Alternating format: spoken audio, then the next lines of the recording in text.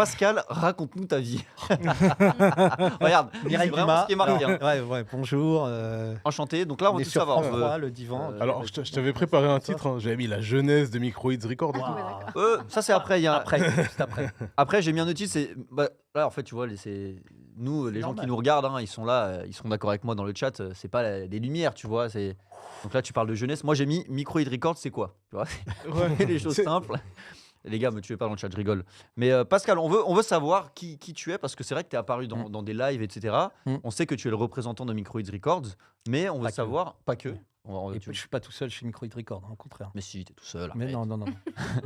Mais tu vas nous en parler. Donc, on veut tout savoir de la naissance à maintenant, en passant surtout, et ça, tu peux me le dire dans l'oreille, par les numéros de carte de crédit. C'est très important que tu les dises. Ouais. Mais parle-nous un peu de toi.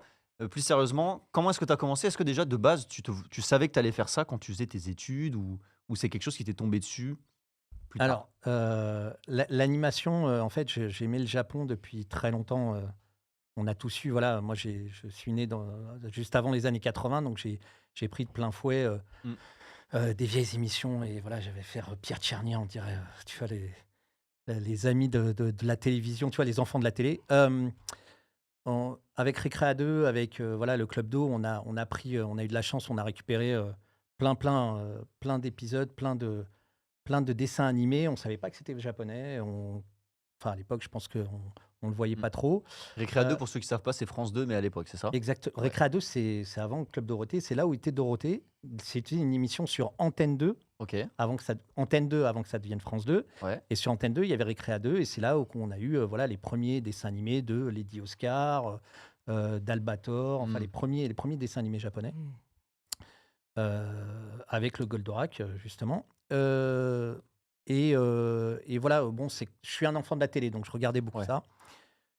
Et dans mes études, j'étais destiné plutôt à faire une école de commerce ou des choses comme ça. En fait, j'ai fait un DUT Tech Deco, et puis je savais plus trop où j'allais, et je voulais avoir une langue, en fait. Et je me suis dit, il me faut une langue asiatique. Je parlais anglais, un petit peu espagnol. Et puis peut-être le chinois à l'époque, c'était pas encore, tu vois, les manances de ce pays-là. Donc je me suis dit, le Japon, ça m'intéresse. J'aimais la technicité, en fait. J'aimais un peu les jeux vidéo, on était un peu geek. J'aimais tout ce qui était en rapport avec ça. Et le Japon me paraissait, tu vois, directement une vraie, voilà, une vraie ligne droite pour me dire, bah après, je vais utiliser le japonais pour trouver un peu de boulot. Je me dis, tu sors d'un DUT ou peut-être d'une fac, tu as 3 langues, c'est bon, tu trouves ta voie. En plus, je me permets, mais à l'époque, on présentait le Japon comme un pays qui avait, je sais pas combien de dizaines d'années d'avance technologiquement. Tout à fait. Donc en fait, tu disais, ben, on pensait pas forcément à la Chine. Tu disais, ouais, c'est le truc du futur, tu vois. Ouais. Bon, au final, ils sont fait rattraper, etc. Mais voilà. tu le voyais partout à l'époque. Mm. Le Japon, c'était, voilà, en effet, l'image du futur et pas forcément l'image des mangas, déjà. Mm. Et j'ai eu pas mal d'amis où on a fait, voilà, on avait pas des clubs, mais on commençait à se voir en groupe, un peu comme maintenant, mais on parlait de BD, de comics, et le manga commençait à arriver. On n'avait pas des grosses éditions à l'époque, comme que ce soit Kana ou Glénat, mais Glénat commençait à faire du Dragon Ball, ils avaient fait Akira, c'était des fascicules, c'était pas les mangas qu'on connaît maintenant. Il y avait des boutiques comme Tonkam qui commençaient à faire un peu d'import, mais grâce, en fait, au Club Dorothée et aux émissions télé, parce que sans ça, on ne pouvait pas savoir d'où ça venait vraiment. Et voilà, on avait un groupe, on faisait j'ai fait des fanzines, j'ai commencé à être dans les premières conventions, Camicé, des conventions dans des Convention de dans des Camicé? lycées. Camicé, c'était un lycée. Ouais, dans le 15e. Ouais. Et ben, ils faisaient des Incroyable. conventions où on allait voir des dessins animés en japonais sur des laserdiscs. Donc à l'époque, un peu comme un vinyle, tu vois, mais un DVD, mais grandeur XXL, où tu pouvais mettre qu'une demi-heure sur une face. Tu étais obligé tu vois, de retourner le disque pour voir, avec des dessins animés obscurs. Voilà, mais bon, je commençais à comprendre en fait que le Japon était quand même derrière tout ça, avec une vraie culture, non seulement graphique, mais aussi avec une vraie histoire autour. C'est-à-dire que c'était pas simplement une idée que tu poses sur un papier, que tu commences à faire un scénario. Il y avait un environnement, ce qu'on appelle le lore maintenant, était déjà très développé à l'époque au Japon. Et les premiers geeks, les premiers otaku, ça date des années 80 avec Gundam qui commençait à se concentrer sur soit des maquettes, soit des choses. Donc, ils avaient déjà, là aussi, 20, entre 10 et 20 années d'avance sur nous. Mmh. Donc, Donc forcément, tu as été attiré par eux. voilà, j'ai fait l'INALCO, donc j'ai fait les Langso, j'ai été jusqu'à la licence, je commençais à parler japonais.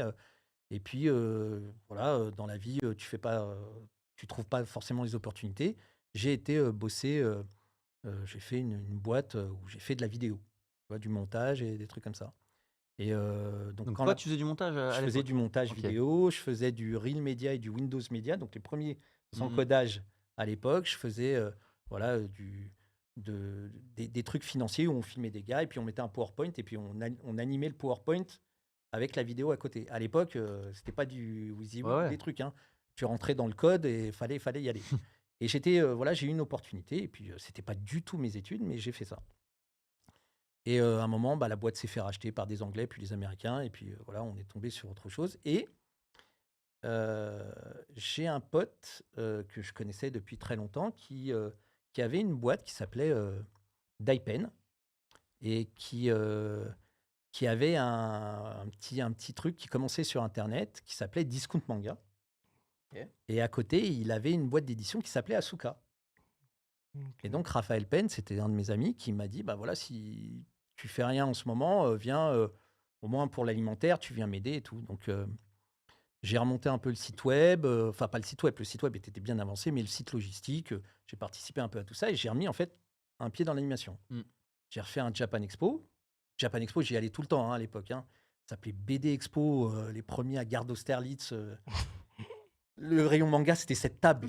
Japan Expo, c'était cette table. Donc c'est incroyable que ça soit maintenant un hall à Villepinte. Bon, bref. Donc on se démarre là-dessus et puis enfin, je me remets le pied à l'étrier. Je continue le japonais, j'avance et puis voilà, je rencontre des gens chez Soleil Manga, chez même Kana à l'époque. Voilà, on se rencontre et puis pareil, Discount Manga, voilà, je vois qu'il y a pas forcément d'évolution. Et j'ai quelqu'un qui me dit, bah attends, on est dans les 2006-2007 et il me dit, bah il y a peut-être quelqu'un qui cherche quelqu'un pour faire du DVD. Est-ce que tu sais en faire? Je fais, ben perso, j'en ai fait. Je me dis, ça doit pas être difficile une fois de m'y remettre et je fais, ok. Et donc je rentre chez Citel en 2007. Et Citel, c'est cinéma-télévision. Ok. C'est une boîte qui était créée dans les années 86, qui sortait à la base des dessins animés Père Castor, Babar, Astérix en cassette vidéo, et puis il s'était mis au DVD, et puis ça commençait à bien marcher. Et en 2006, Citel faisait partie d'un groupe qui s'appelle maintenant Média Participation, Mhm. qui avant était Dargo Lombard. Et dans Dargo Lombard, il y a Kana Manga. Et Citel, qui est une entreprise en parallèle de Kana, mais on est dans le même groupe, bah, a créé en 2006 le label Kana Home Video, parce qu'ils avaient acquis la licence Naruto. Ouais. Et donc moi, je suis arrivé en 2007, La il y avait licence de l'animé. animé. Ouais, Donc important de le Citel, préciser. Kana Home Video, c'est de l'animé. Mm. Kana, quand on dit Kana, c'est le manga papier. Ouais. Donc on est partenaire, mais on n'est pas, il n'y a pas de relation, tu vois, on n'appartient pas à Kana, Mm. mais on est dans le même groupe. Donc forcément, bah, ça aide à faire des transitions et à faire la promotion du DVD. Donc moi, je suis arrivé, les 5 ou 6 premiers DVD étaient sortis. Donc j'ai commencé, moi, mon premier DVD Naruto, le volume 5 ou 6. Et ben, en fait, ça a été très vite parce qu'on s'est mis à faire des acquisitions à la volée. On a acquis Death Note. Donc j'ai sorti, enfin, c'est drôle de dire ça comme ça, mais j'ai sorti le coffret DVD de Death Note. Donc la fierté quand tu vas à la Fnac Mhm. de voir ton coffret avec la Grave. figurine. Ouais. J'ai fait les premiers DVD de One Piece. Donc avec Ouais, parce qu'il faut savoir que One Piece, attention, c'est chez Kana Home Video. Donc tous ceux qui Exactement. pensent que One Piece c'est que Glénat, c'est que les mangas qui sont chez Glénat. Exactement, manga papier. Alors Ouais. que nous, on a réussi. Alors ça a été un peu dur parce que justement dans le groupe, ça faisait en fait l'animé fait vendre du manga papier, Mhm. mais on a réussi à le faire. Donc j'ai sorti, voilà, on avait démarré et en parallèle, bah, on récupérait ces licences, mais on récupérait des nouvelles licences. Donc on avait récupéré Fairy Tail. Et Fairy Tail, ben, il y avait un tout petit peu de simulcast, mais très peu à l'époque, et que du pirate. Mais à l'époque, il n'y avait pas de VF. Donc, on a fait en sorte, bah, justement, d'intégrer ça et de faire des VF maintenant à chaque fois qu'on achetait une licence. On achetait une licence, en fait, on la traitait de A à Z. On la récupérait, on la donnait en VO-STFR, alors un peu après, mais quand on achetait une licence, on la donnait en VO-STFR à tous les streamers donc, à l'époque, et J1 et Game One, en tout cas à la télé. Et en même temps, on faisait ce qu'on vendait, bah, ça nous permettait de démarrer la VF. Parce qu'une VF, faut pas vous dire que. Voilà, moi je participe et je reviens sur la vidéo qu'on a vue au début. Je participe totalement à ça. Il faut voilà, continuer à les soutenir parce que on est habitué, on aime les voix japonaises, on aime le sous-titre. Voilà, on se dit c'est la version originale. Mais pensez à vous, il y a 10, 15 ans, quand vous regardiez un animé, vous n'étiez pas forcément obligé de de lire ce qu'il y avait écrit et avoir une voix qui vous marque. Et je pense que tu vois, tu nous as montré les vinyles. Moi, j'ai plein de voix qui me marquent, Ouais, qui reste sont intégrées ancré. voilà, dans mon ADN de me dire, bah voilà, c'est grâce à eux. Une petite Madeleine de Proust, on en a plein. Donc, soutenez la VF. Ouais. Et du coup, bah, nous, on a fait des VF. Et puis, j'ai été chercher des voix. Voilà, j'ai eu un très, très bon partenaire en termes de studio de doublage qui s'appelait OneTech et maintenant qui est Timeline, avec qui j'ai fait la plupart de mes doublages. Et j'ai participé de près ou de loin à plus de 1000 épisodes. Ah, mais Oui. c'est Énorme. marrant ce que tu dis, parce que ça me rappelle, moi je me souviens à l'époque, par exemple, Jojo, les premiers coffrets qui sortaient, c'était que du VO STFR. Tout à fait. Et en fait, du coup, si je comprends bien, c'était pour. Et après, ils sortaient la VF, mais c'est parce que le premier coffret finançait au final la VF du deuxième. Ça pouvait être ça, en effet. Parce que une VF, 3000 euros, ça coûte à peu près par épisode. Ils faisaient Ouais. beaucoup ça chez Déclic. C'est-à-dire, vraiment, le premier coffret, c'était du VO, et ensuite, ils te le ressortaient plusieurs mois après en. Ouais, mais Déclic aussi faisait, tu vois, du Ranma. À coup, de Ouais. sortait que la VF. Puis après, la VOSTFR. Donc, tu étais obligé de racheter. Nous, on essayait de tout sortir en même temps. Donc, ça prenait du temps. Et de sortir un vrai coffret. Le DVD, c'était un médium fait pour. Ouais. Il fallait, si tu tapes une VOST d'un Ah, côté ouais. et pas de VF2, c'est très très con. Le DVD, quand il est sorti, tout le monde se disait waouh, tu vas l'avoir dans 70 langues. Bah, super, tu vas pas le regarder en malgache. Je suis désolé pour les. désolé. Mais ce que je veux dire, c'est que ce soit en US, en anglais, en italien, en espagnol, chacun allait pouvoir trouver les voix qu'ils veulent entendre. Le Japon, c'est une denrée, enfin, c'est une langue différente. Donc, on a été obligé de traduire. Je prenais souvent les traducteurs des mangas papier pour nous aider à faire l'animé. Comme ça, c'était plus rapide. On avait les bibles. On était correct et on était droit avec ce qu'on voulait faire passer comme message. Et puis après, ben voilà, on a fait des DVD. Et petit à petit, on s'est dit, ben, on va passer au numérique.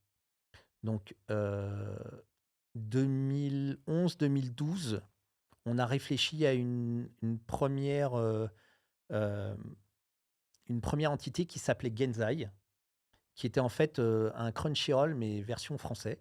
On avait fait un partenariat avec Crunchyroll et on avait récupéré la boîte, donc l'environnement technique. Et tout ce qui était éditorial et commercial, c'est nous qui le mettions dedans. Donc on avait 4 séries à l'époque, je m'en rappelle. Fairy Tail, Hunter x Hunter, Space Brothers.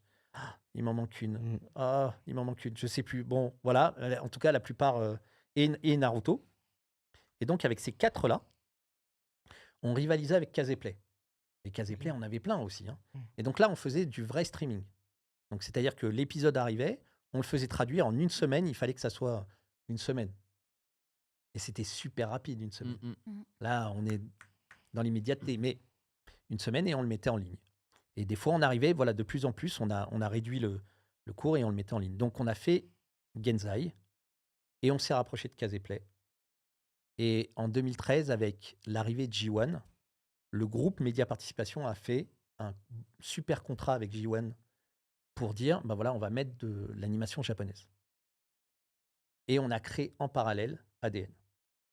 Ça Ça me plaît parce qu'on est en train de faire la rétrospective de l'évolution Grave. du streaming et de la vidéo relative à l'animé depuis, Ouais. Voilà. Et puis un bail. Et depuis le donc, début. Ouais. bah, je suis super fier d'avoir participé à tout ça, en fait. Parce que on n'est que des acteurs de l'ombre. Personne sait qui on est vraiment. Mm. Mais voilà, moi, quand je dis, bah, j'ai sorti tant de DVD de Naruto, de One Piece, de Hunter x Hunter, de Fairy Tail. Après, je sors des trucs, les mecs, ils savent même pas. Assassination Classroom, Koro Sensei Quest, je sors des titres, End Right, c'est quoi ça? Et puis hop, tu le vois sur Amazon, tu sais, hop, ça arrive, tu fais, c'est Bibi. Mais, voilà, là, je rigole et on se montre un peu parce qu'on est content d'en parler. Mais tout ça, c'est vraiment pour les fans qu'on a fait ça. On est des passionnés à la base. Ouais, Donc, on a fait c'était ça. très niche à l'époque en plus. Hein. Oui, Donc, vraiment. Donc, ADN est sorti. J1 prenait les épisodes et nous, on était obligés d'attendre 2 semaines pour les mettre sur la plateforme. Et puis, on a réussi petit à petit à grappiller. Et puis, 2 ou 3 ans après, on a fait OK, stop. On continue à fournir J1 avec des épisodes, mais nous, on les met aussi. Et là, ça a grimpé. Et là, ADN a pris son envol. Donc, moi, je faisais un peu de technique, l'édito, je gérais les traducteurs.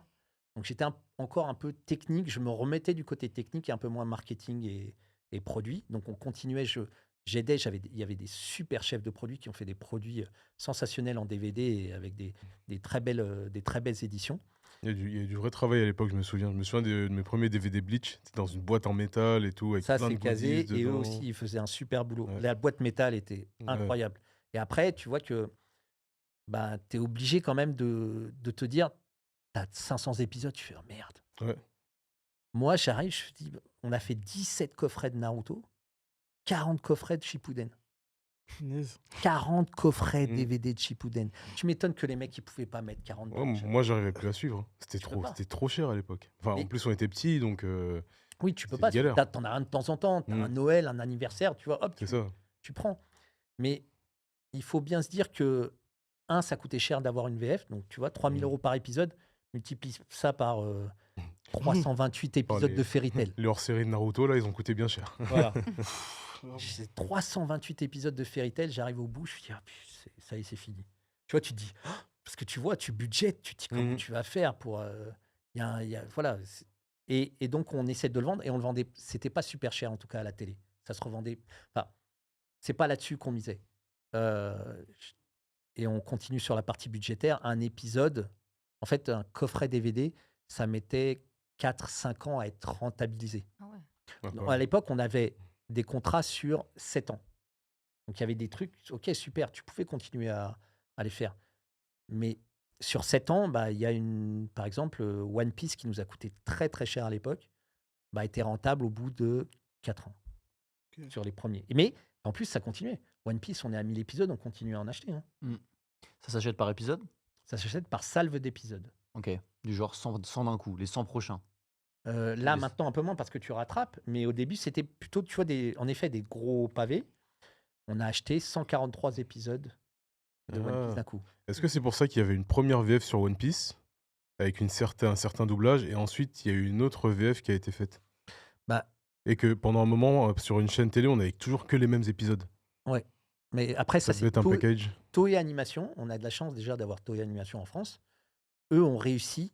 Pour moi, le succès de One Piece, c'est pas Glénat, c'est l'animé. De toute façon, on sait très bien qu'un animé fait vendre du manga. Ça, quand il n'y a pas d'animé autour, c'est très rare quand ça explose comme ça. Avec Demon Slayer. Naruto, dès qu'on a été à la télé, ça a Mm. fait un Ouais. carton. Bon, Pareil mais sur One Piece, on avait etc. que ça à l'époque. Mais Toei Animation a fait un super boulot. Ils l'ont mis partout, que ce soit en merchandising, ils ont essayé de le mettre partout à la télé et ça a marché. Donc, en effet, il y a eu un premier doublage, ça, qui a été fait comme il pouvait. Avec des prénoms pas corrects. Alors, non, enfin, je dirais pas ça parce que Correctement. c'est vrai que c'était pas Oui. par rapport au manga papier, c'était pas ça. Mais tu avais une direction artistique à l'époque qui essayait d'être très proche de ce qui était fait dans les années 80. Mhm. Ouais, non, mais je comprends. Donc, c'est pas la même chose. Et on n'est plus dans les années 80, Mm. même si on regrette et tout, super, c'est du vintage. On va parler de vintage, mais c'était du vintage. Maintenant, il faut être dans l'air du temps. Mm. Et dans l'air du temps, c'est être plus proche d'une version originale, Donc, il faut se rapprocher d'une version originale. Mais pour moi, tu vois, si tu prends sur One Piece, Usopp, c'était Pipo, Mm. mais Usopp, Uso en japonais, ça veut dire le mensonge. Oui. Ah, ça allait avec Donc, Non, ça allait, non, mais ça c'était- marchait. hein. c'était adapté. C'est Et ça. c'était, moi, je me rappelle encore, Pipo, ouais, Ça nous choquait pas aussi à l'époque, on prend comme c'est, on va Et pas puis se dire déjà, son nom, il est déjà, bizarre. on prenait ce qu'on avait. C'est ça. Oui. Et Là, fils- maintenant, on a le fils, choix, quoi. Le fils, c'était pas Valentin ou un truc comme ça? Non, non. Non, c'est- c'était Non. Corentin. Corentin, ouais, Ouais. Corentin. Donc, Corentin, ouais. Ah, Donc, on a- Dans mon manga, il y avait Pipo, parce que j'avais Ouais. la version française, mais j'avais pas Corentin. C'était quand même Sandy, le c'était fils. Sandy. Sandy. Sandy. Ouais. Sandy. Nami, c'était quoi Corinne, je crois. Ouais, c'est ça. Donc, c'était une vraie adaptation. Et après, ils se sont remis et ils ont refait, voilà, ils sont repassés derrière. Il y a aussi le fait que comme un doublage est assez cher, surtout en nombre d'épisodes, bah, il y a eu des studios un peu partout, même en Belgique, où tu avais moins de taxes, donc tu pouvais aller en Belgique. Mm. Moi, je préférais faire vraiment, quitte à avoir, voilà, ça revenait au même si j'allais en Belgique pour faire 12 ou 24 épisodes que si je le faisais en France. Donc, je l'ai fait en France. Donc, on continue. J'ai fait partie de l'équipe qui a lancé ADN. J'étais pas tout seul, hein, heureusement, mais j'étais en train de pédaler pour faire la lumière, pour sortir les épisodes et pour aider à ce que ça marche. Donc, je suis très, très fier aussi d'avoir participé à ça. Et on continue notre petite bonhomme de chemin. Et je suis revenu après dans une autre partie technique où je récupérais une autre facette du groupe où on avait aussi d'autres dessins animés.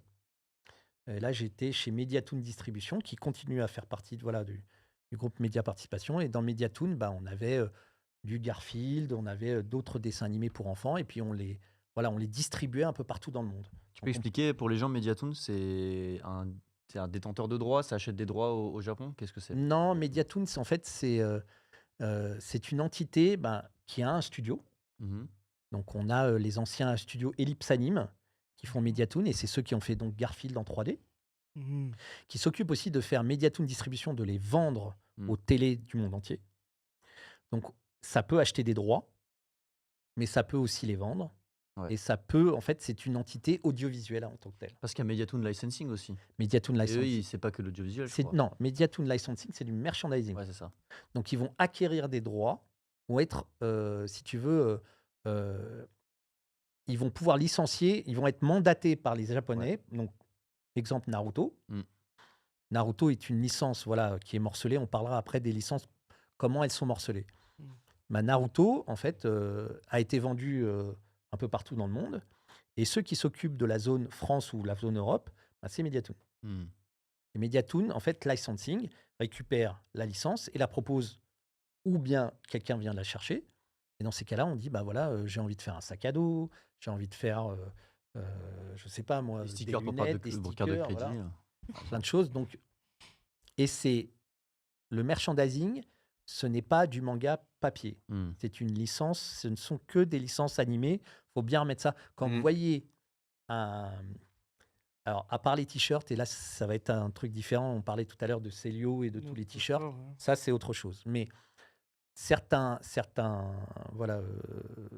types de produits, vous ne devez pas voir de manga papier. C'est que Shueisha qui fait ça, c'est que le Japon qui fait ça. Et ça ne doit pas exister. Le merchandising en tant que tel vient de l'animé.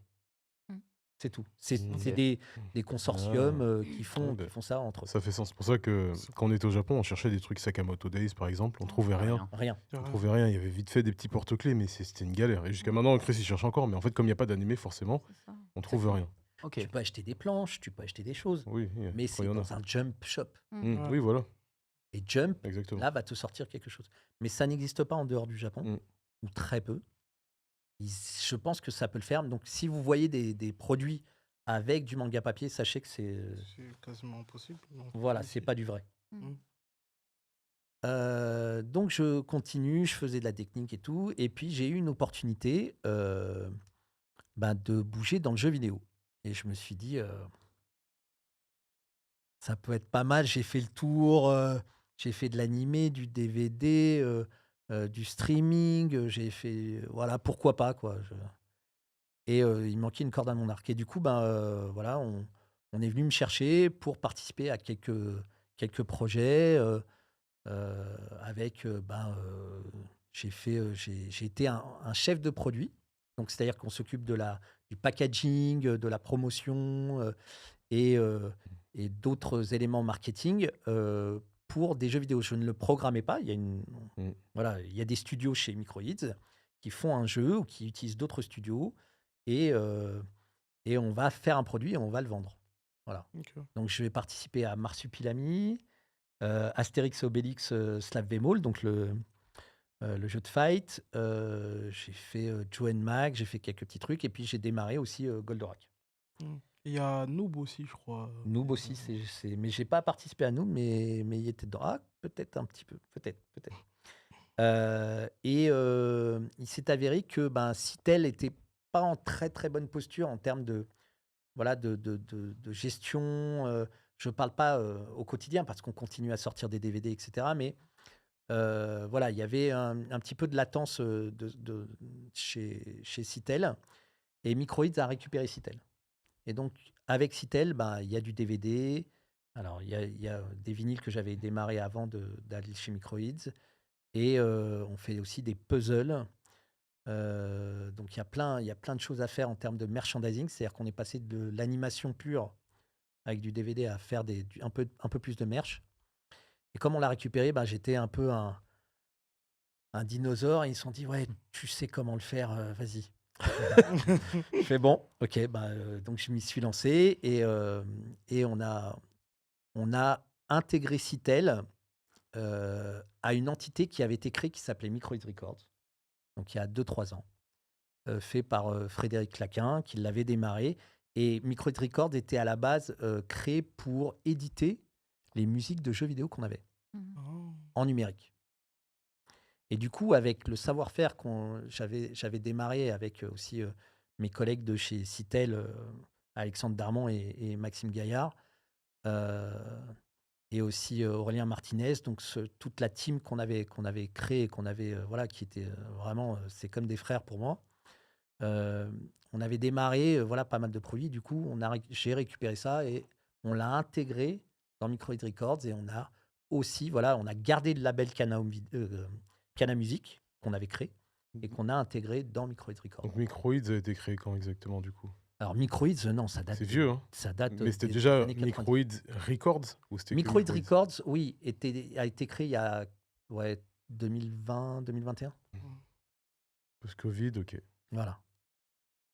Et donc, c'était essentiellement, voilà, parce que chez Microids, tu as plein de jeux dont l'audio n'était pas utilisé. Et c'est dommage. Donc, du coup, on les a mis sur Spotify, tu vois, en gratos. On les a lâchés un peu pour que ça puisse continuer à vivre. Ouais, et puis pendant un moment, il y avait beaucoup de collectors avec soit le CD, soit le Ouais. vinyle pour les plus récents. Ouais. Donc je pense que tu as aussi un moyen d'utiliser ça, Voilà. faire des petits collectors. Et puis, il y a des titres Microids Records comme là, le dernier qu'on a sorti, Atari 50. Donc, pour les 50 ans, on a sorti un beau petit condensé de musique d'époque. On a Flashback 2, on a Toki, on a, voilà, t'es dessus. Et puis, il y en a un aussi qui me tient à cœur, puisque c'était les musiques de Goldorak, du jeu vidéo. Et en fait, les musiques du jeu vidéo Goldorak ont été faites. Ouais, il est beau, hein. Il est pas mal du tout. Allez La voir régie, sur la- Microids la Records, régie hein, a mais le allez-y. site, hein, Hein. donc hésite pas, Irène, à Allez-y montrer sur, de quoi allez on sur parle. Microids Records, voilà, pour Allez-y, voir un peu ce qu'on a et fait. abonnez-vous à leur réseau.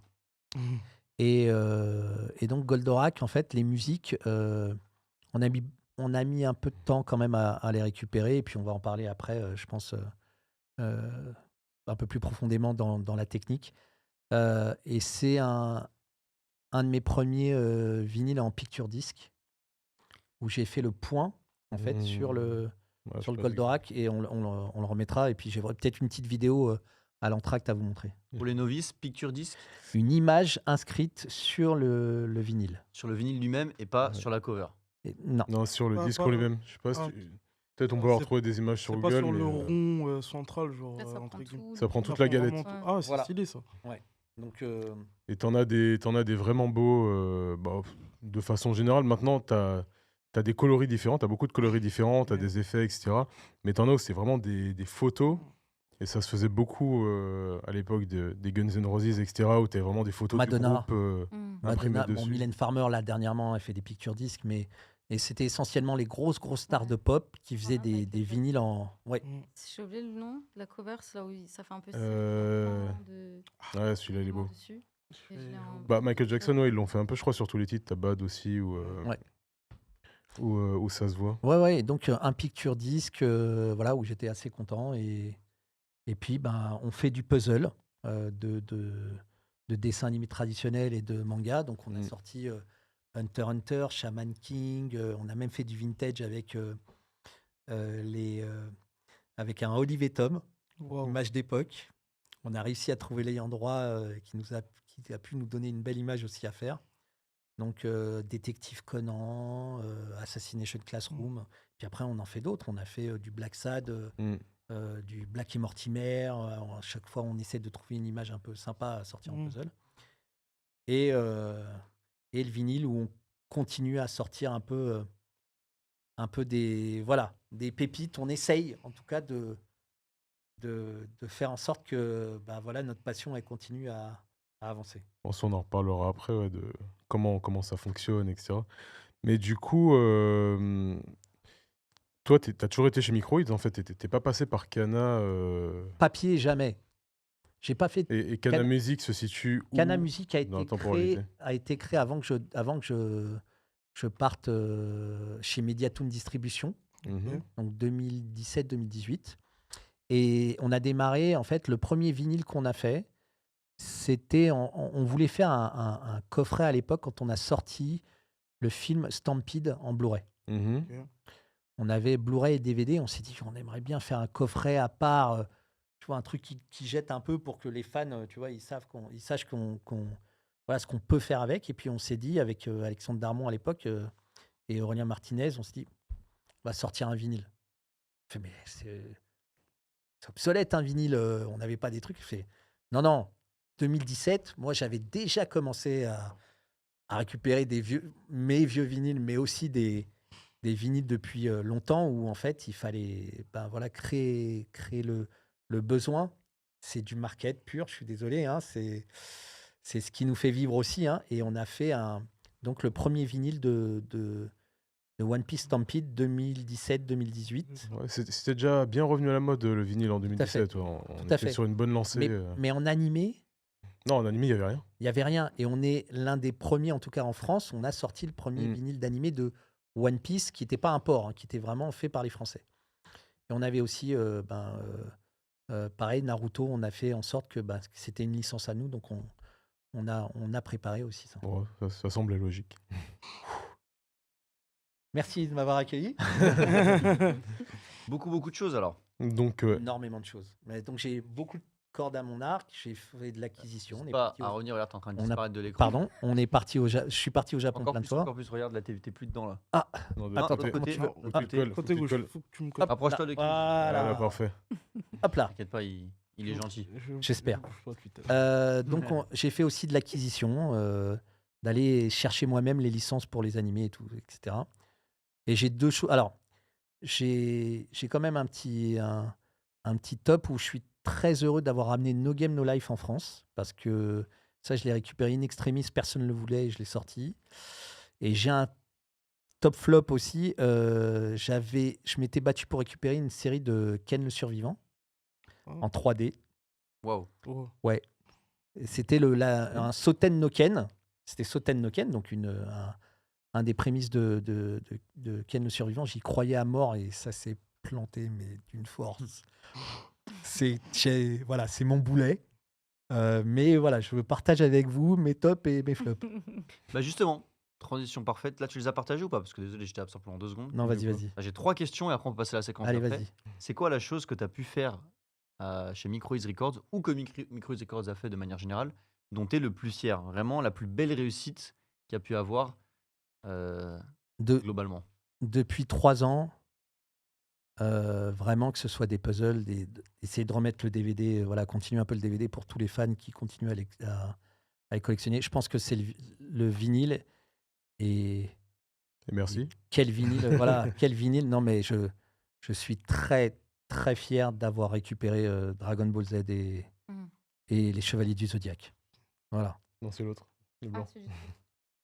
Le DBZ, c'est une histoire particulière parce que c'est Il est magnifique. voilà, beau, hein. le graphiste a fait un super boulot, Toei a validé ça, j'en suis très très fier. Donc voilà, un beau message à Mehdi, notre graphiste, là-dessus. Ça n'a pas pris trop de temps, la validation avec Beaucoup. le Japon? Beaucoup, Sortir un disque. beaucoup, C'est beaucoup, très, très long beaucoup, pour ça, beaucoup, pour, ouais. beaucoup. Ouais, mais ça, Il y a- on en- il y a C'est ce qui a pris le beaucoup de plus de temps. discussions, beaucoup voilà, d'échanges. Il faut que ça avance. Sort un Et disque. ce Dragon Ball Z Best Collection, Ouais. il me tient à cœur parce que c'est les musiques, c'est les chansons des films et des OAV.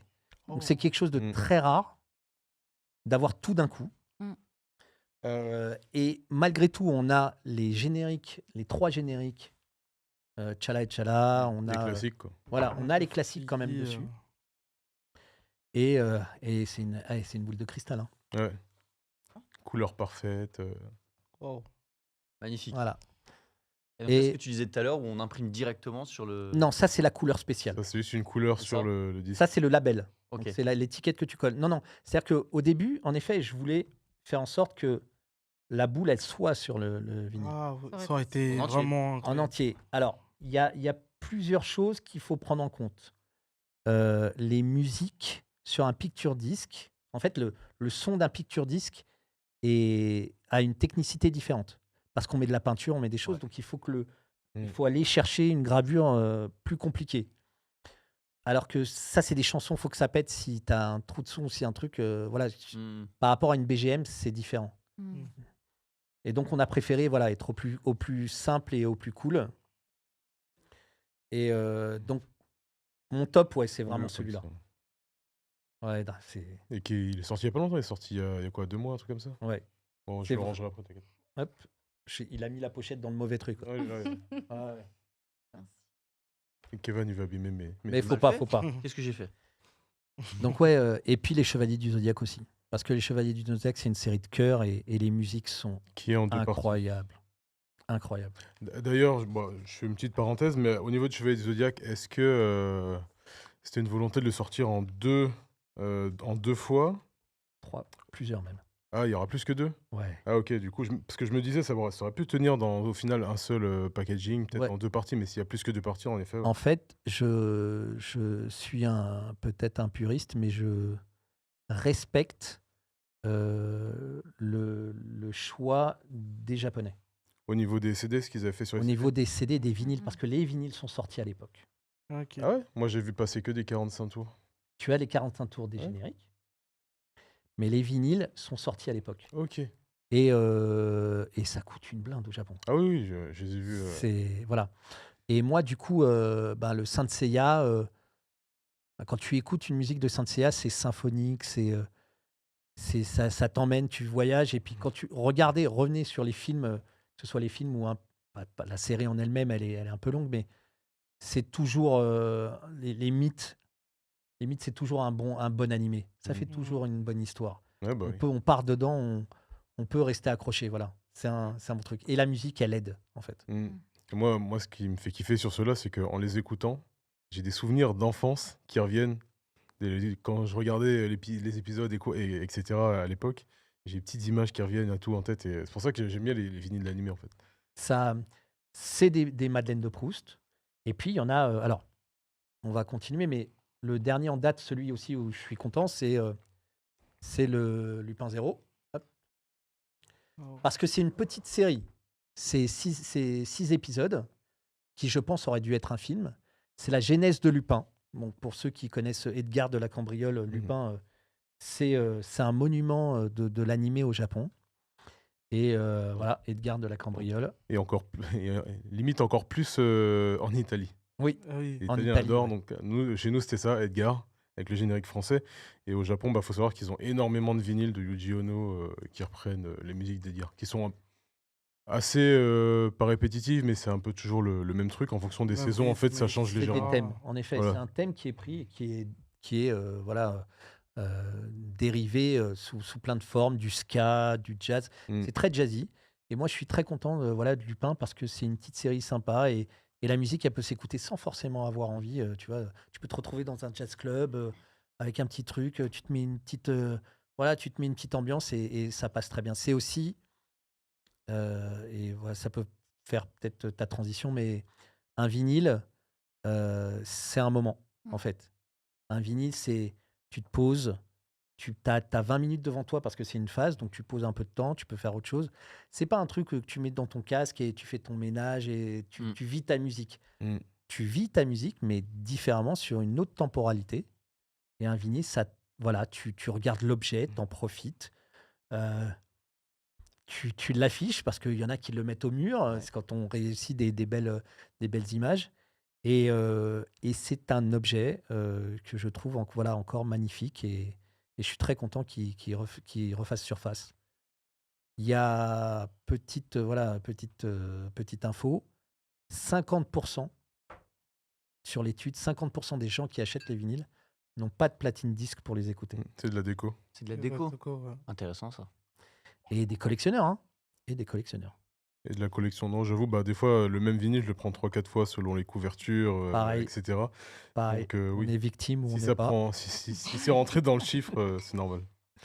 Voilà, c'est ça. Moi aussi, j'aime beaucoup voilà, toutes les versions possibles et inimaginables.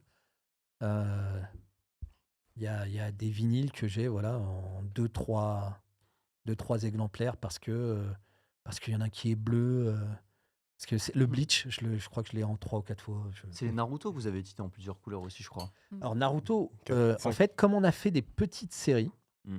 alors le Naruto Orange, Celui-là celui-là est sorti, c'est le premier qui est sorti, on l'a fait, on l'a bien... Exclu Fnac, il me semble. Voilà, c'était un exclu Exclu Fnac. ok.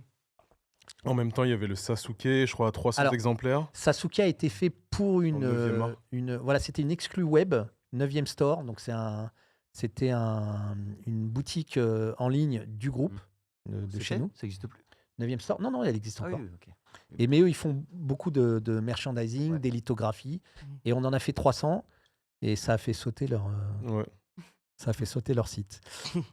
Même pas un week-end. Dès qu'ils l'ont mis le week-end, il a bye bye. C'est marrant. Donc il y en avait 300. Après, donc du coup, on a fait plaisir aux gens. On a sorti le Kakashi à Japan Expo. Mm. Et puis je me suis dit, l'équipe 7, donc Naruto, Sasuke, Kakashi, il manque Sakura. Donc on a fait un vinyle rose Mm, de mm. Sakura pour Japan Expo, limité à 300 ex. À chaque Pareil, fois. ça a Donc, tu vois, cartonné. ouais, mais c'est petit, tu vois. Donc Ça va vite. ça coûte un peu cher. Mais voilà, on se dit, on fait plaisir à ceux qui ne l'ont pas eu. Et puis même d'avoir la collecte où tu as les 4, c'est incroyable. Il m'en manque un, moi. Justement, tu parlais du fait que c'est aussi un objet de décoration pour certains. C'est vrai que le vinyle, c'est quelque chose qui date d'il y a quoi, ça fait combien d'années que ça existe les vinyles? Ça fait... 1940. Voilà, ça Ah, fait, de- ça fait 80 ans quoi. Parce qu'avant ça, Avant, c'était. parce Comment que- ça s'appelait? Avant, parce que c'est des années. Alors là, Avec les j'ai l'impression d'être gramophones et tout. là. Le phonographe, en fait, Phonographe, ouais. tu vois, c'était Ouais. un truc avec Un un tourne-disque, entonnoir où Mmh. t'écoutais Ouais. et le vinyle en tant que tel, c'était ça. Ouais. Tu avais de la méthode moderne, parce qu'avant c'était de l'artisanat, mais de la méthode moderne où tu as eu de l'industrialisation. Avant le 33 tours, ce qu'on appelle un LP, donc un 33 tours, tu avais un 78 tours. Ah oui, Mm. c'est vrai. Et après, on a eu les 45 tours où c'était des Mm. singles, des EP. Donc, Ouais, les tours par minute, c'est ça? Et Oui. c'est en fonction de la grandeur du disque. Plus il était grand, ou en fait, du rayon, en fait. ouais, du rayon. C'est la gravure à l'intérieur. Ouais. Donc, en effet, il fallait tourner plus vite pour faire tourner le vinyle.